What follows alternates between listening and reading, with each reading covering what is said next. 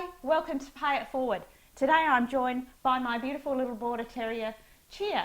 She's going to help us show you today's tutorial, which is to make a gorgeous little dog bandana. This pattern actually slips over their existing collar. It's really quick and easy to make.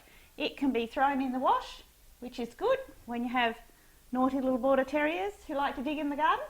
So if you'd like to make it along with us, simply click on the link in the description below. You can print out your free PDF pattern template and we'll get started. So to start with this little dog bandana, we've got our two pattern pieces cut out. I like to use contrasting fabrics for these little bandanas so that we get two fabrics. I've got a print and a plain on this one, as you can see. Also, if you're using a print, you can see here that I've actually positioned, when I've cut out that pattern piece, I've really positioned the piece so that we get that little owl sitting right there. So what we do is we put right sides together, and all we need to do is pin those two pattern pieces together. We're going to sew all the way around the outside, and we're going to leave an opening of about 6 centimetres here. Make sure you reverse and back and forth either side of that opening when you're stitching. It's 1/4 of an inch seam, so all the way around on your machine. So now we have sewn all the way around and left that little opening there. Before we turn it through, I just like to snip those corners off just so that we can push those little points of the bandana right out. So we'll snip those off, and then we're just going to turn it through. And I like to use a knitting needle here just to help me push those corners out. So, all the way through. Knitting needle or something like that, just you want that point to be very defined at the tips.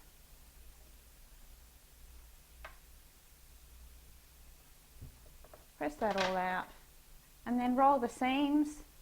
Make sure that you've got those seams all rolled out, and we'll just give that a press.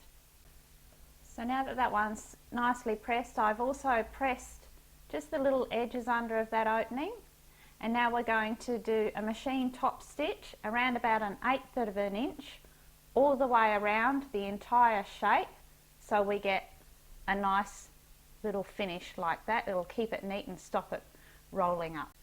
So now you can see that I have sewn the top stitch all the way around the outside of that one. Next, we just fold it over. Now, generally people would be inclined to meet those two edges up. I actually like showing off some of that contrasting fabric, which is why we made it with two colours in the first place. It just seems to highlight this section here. So I just fold it down to nearly meeting. It's probably about 1 centimetre from the bottom, and I give that a little press across there. And then it's just a matter of, I've made so many of these for Cheer. I know what the measurement is to sew that little hemline in there. Cheer has an entire collection of bandanas like this. So, but to measure your collar, simply a matter of slipping your collar in there, popping it right up against where you've ironed it, folding it over, get it into your position that you want, and it's just a matter of popping a pin in. Remember that when you're slipping that collar through, it not only needs to be wide enough for this section, but your hardware's got to go through that end and thread through, and you want it to thread through quite easily. You don't want it to be a chore every time. So all you need to do is pop a pin in that side, a pin in that side, remove your collar or make your measurement, and then we stitch across as we have on this one with Cheer. We just sew that hemline in, and make sure you really go back and forth over those two starting positions so that's nice and firm.